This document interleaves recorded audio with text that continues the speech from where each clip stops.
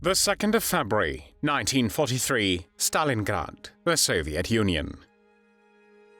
The German Sixth Army, after 5 months of fierce fighting and heavy casualties, having exhausted their ammunition and food, finally capitulates, making it the first of Hitler's field armies to surrender during World War II.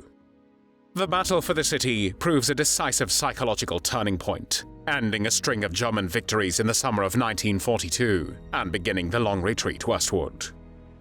The Red Army remains on the offensive, and in July 1944 liberates Majdanek, the first major Nazi camp to be liberated, which is located in German-occupied Poland. Soviet officials invite journalists to inspect the camp and to see the evidence of the horrors that have occurred there.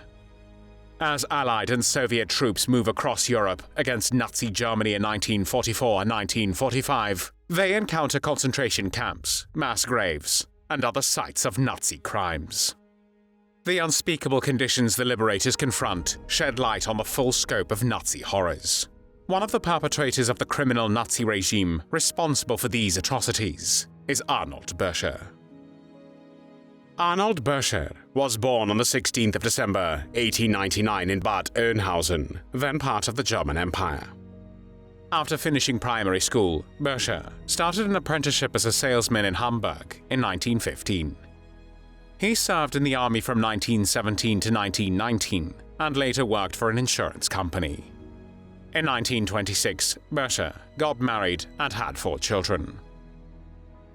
During the 1920s, he was involved in petty crimes, including theft, receiving stolen goods, fraud, and forgery, and spent some time in prison for these offenses.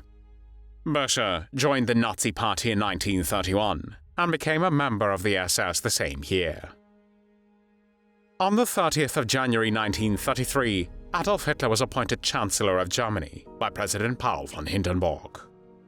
In March 1934, Buescher was promoted to SS Second Lieutenant, but he retired from active SS service the next year.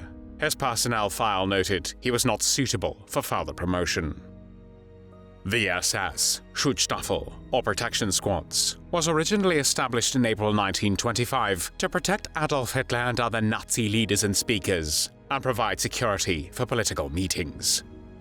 SS members were subject to strict military discipline and swore an oath of complete loyalty to Hitler and those appointed by him.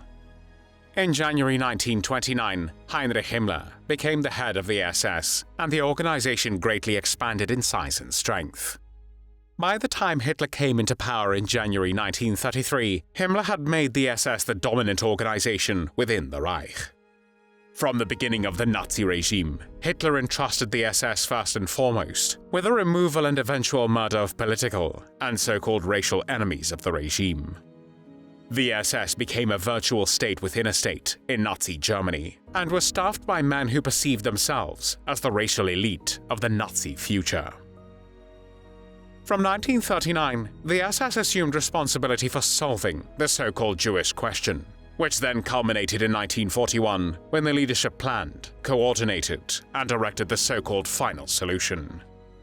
This solution was the genocide of European Jews during World War II, also known as the Holocaust. SS officers were directly responsible for the management of concentration camps, where millions of Jews were murdered by poison gas. In August 1939, Buescher was again drafted into the SS and sent to Flossenbürg concentration camp, where he initially served as a guard. Flossenbürg's original purpose was to exploit the forced labor of prisoners for the production of granite for Nazi construction projects. In the camp, Buescher was known for his problematic behavior and frequent conflicts with his superiors.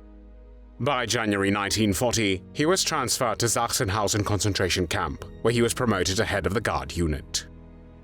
However, following a dispute with the camp's commandant, Hans Loritz, Buescher was transferred to Buchenwald concentration camp in July 1940. Whilst there, he faced disciplinary action for publicly criticizing his superior, the deputy commandant, Hermann Florstedt.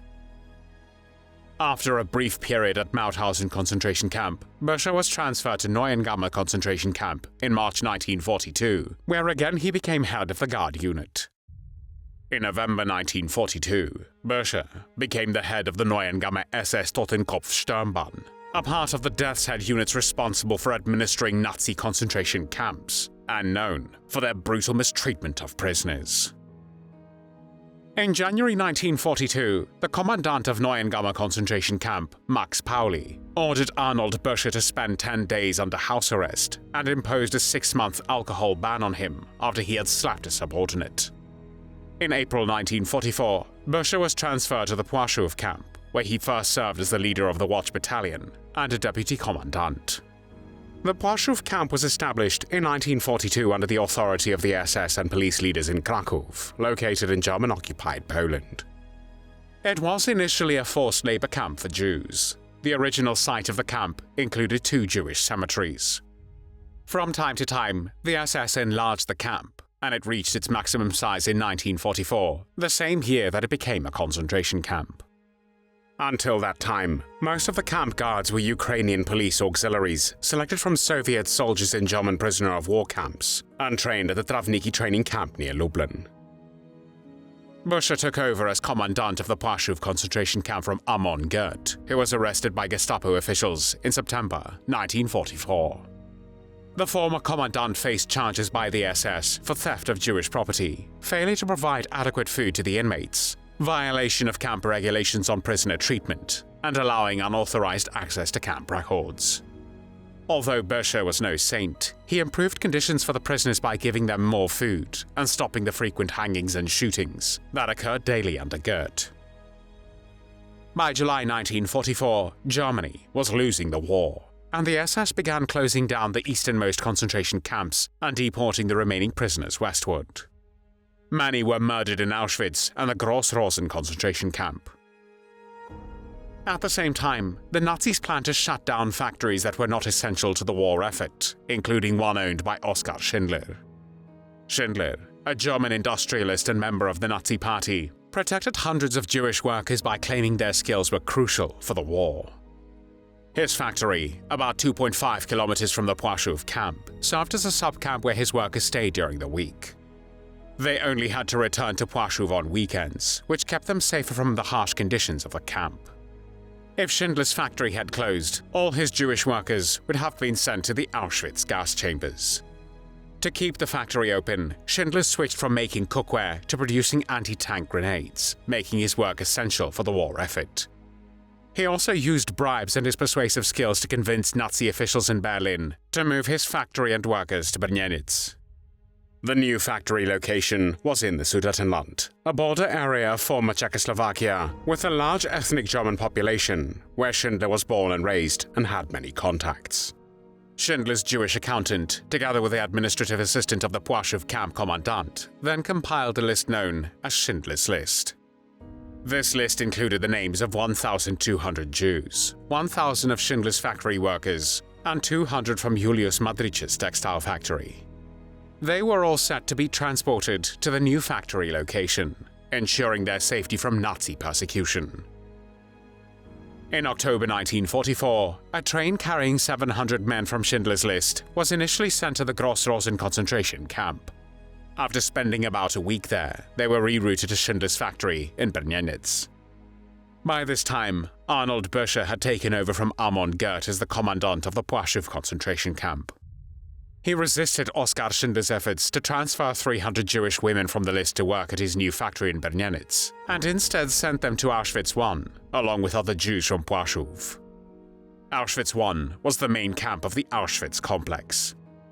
Additionally, perhaps because he disliked Schindler, Buescher asked the Auschwitz I commandant, Richard Baer, to send 300 different Jewish women to Schindler's factory. However, Schindler managed to bribe Baer and succeeded in getting the original 300 women he had chosen. As the Soviets approached Kraków, the Nazis dismantled the Płaszów camp, leaving nothing but an empty field behind. They exhumed and burned all bodies previously buried in mass graves. When the Red Army arrived on the 20th of January, 1945, they found only barren land. However, if Arnold Büscher expected he would escape justice, he was wrong. On the 8th of January, 1948, the trial of 18 former members of the Płaszów camp staff began at the regional court in Kraków. They were charged with murdering prisoners, physically abusing inmates, and stealing their property. Among the accused was also Arnold Büscher.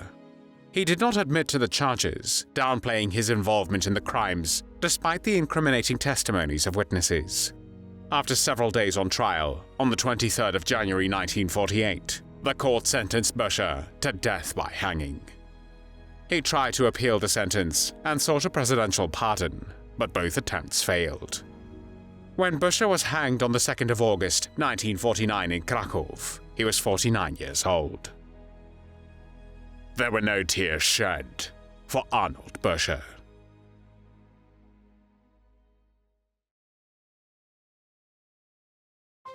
Thanks for watching the World History channel. Be sure to like and subscribe, and click the bell notification icon so you don't miss our next episodes. We thank you, and we'll see you next time on the channel.